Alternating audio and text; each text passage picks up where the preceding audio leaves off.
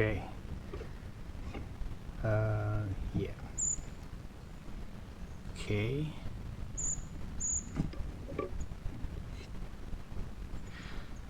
Okay, I've been wearing that blanket over my head because it's quite hot. And I'm looking forward to swimming. I have to talk about the pitfalls of filming yourself and always seeing this reflection of yourself. As a content creator, what you should see yourself as is like a friend from a distance.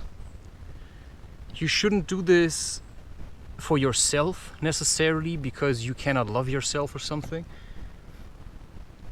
But filming yourself will show you a different perspective of yourself.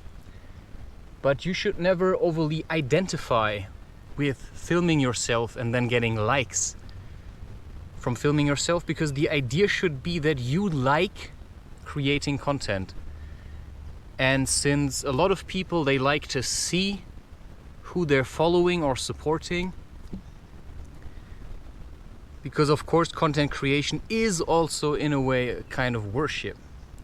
So you shouldn't flatter yourself or downsize yourself simply because of statistics or views or something. So it's about the way, and the way you see yourself through to the other end. And that's completely up to you. So I get that you see me, but I don't see myself like you see me. Unless I film myself, but I'm a feeling. I'm kind of like an emotion. And so if I see a tick, right, I just flip it off. And if it already has started sucking blood, then I may leave it for some time and then take it off later. Okay, feet. The longer you do this, the less you have to worry. But I cannot say, despite the fact that I've been walking already a lot in bare feet, I cannot say that I have I've got thick skin. And it's certainly less sensitive, but it's not at all pain-free. I mean, there's moments where stuff still pierces through, like this area is especially, takes a long time to toughen up. This is roughly faster, but the skin is still quite soft, but it's thick. But what really changes over a long time is just the power your feet have, like grip strength. I mean, you can, okay, I don't think I can break this, no, but I can, you can like take things with your feet, right? But no, I'm not gonna, right? Maybe I could throw it and catch it, but what's the point? So it's still a foot made for walking. I do very little maintenance, but I occasionally check how it's looking down there. But your feet certainly need more space, which is why, I'm not a great fan of barefoot shoes. I only wear them occasionally if I feel really sensitive, or if I think the occasion demands it. It's like maybe something special, or you just want to hide sometimes, or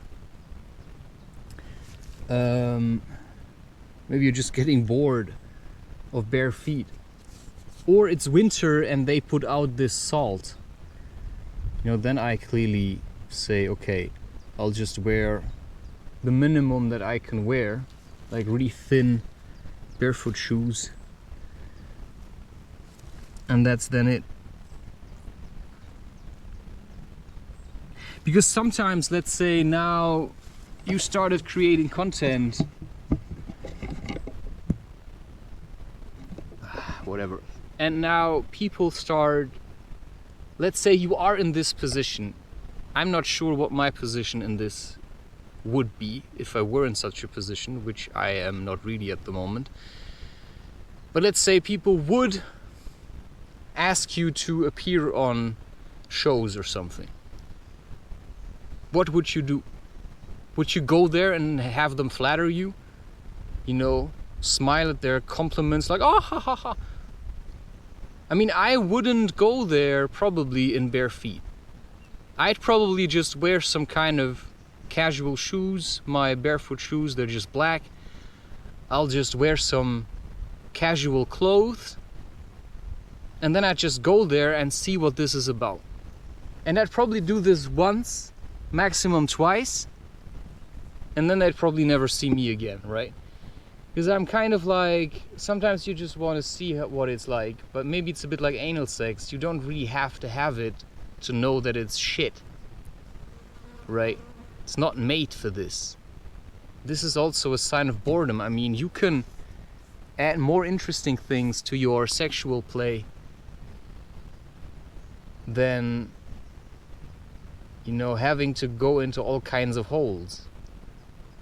I mean, what are you? Like some kind of weird worm? It's just... Anyway, different perspectives. I mean, like we've talked about it, chit-chat. This is all chit-chat. But yeah, I mean, there's women that say they really like it. But I cannot see why. What's so much better about this? It's better to refuse this. Right? People always say it's so tight. Yeah, but a woman can clench down if she would do her workout. So what's the point? I mean, you're not gay, right? I mean, plus if you learn about, you know, channeling energy and transmutation and, you know, transcending without orgasming, or with but without the ejaculation, then I think you can simply, I don't know, man.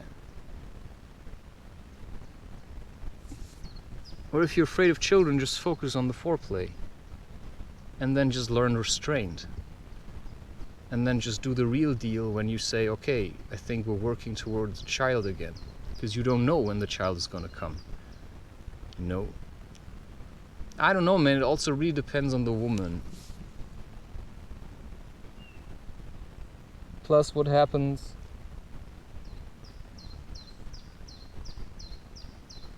naturally between the two of you. My topic is a lot about this because I think it's important to simply talk about it, because there seems to be so much ignorance about such topics. So you want to be flexible, you want to be tough, you want to be strong. And before you're all of that, you probably shouldn't have sex at all. I'm just saying. Like, if you do it, then do it right. Do not play around like these idiots you see on these websites. Do not even play around like these idiots you call your friends. I mean, you should really do your workout.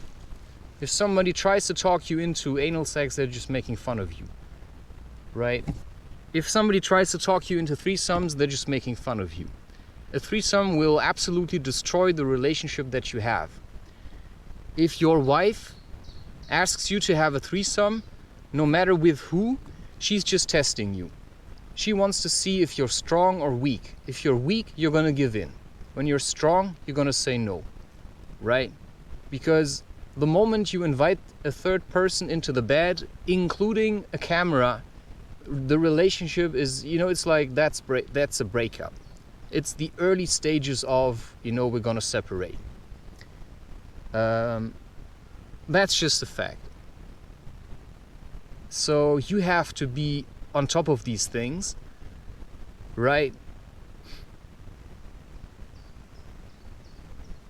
And then when you know what you want, you know your answer is gonna be top notch. I mean, you're not gonna be like, well, could be nice, because then you lost. You should just say, why? I mean, I think we have enough figuring out each other, right? I mean, maybe we should, and that's your resolution should then be, wait, she's asking, she wants somebody else in there. Okay, what haven't I seen? Maybe we should spend more time with each other. Right? She's trying to jump ship. Okay? You know, that's the kind of thing.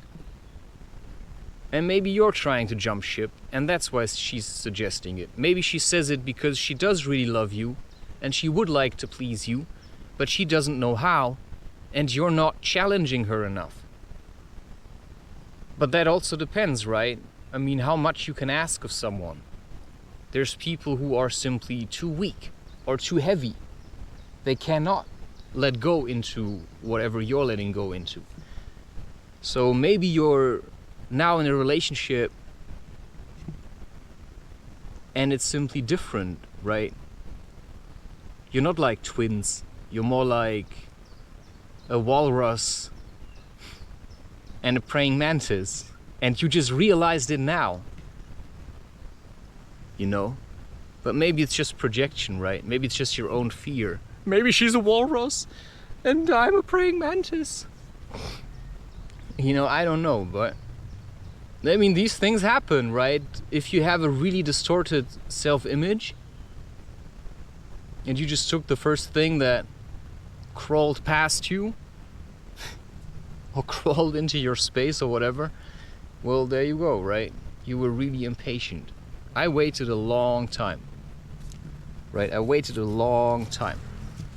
And the first relationship was more like just testing things from somebody who was kind of like available.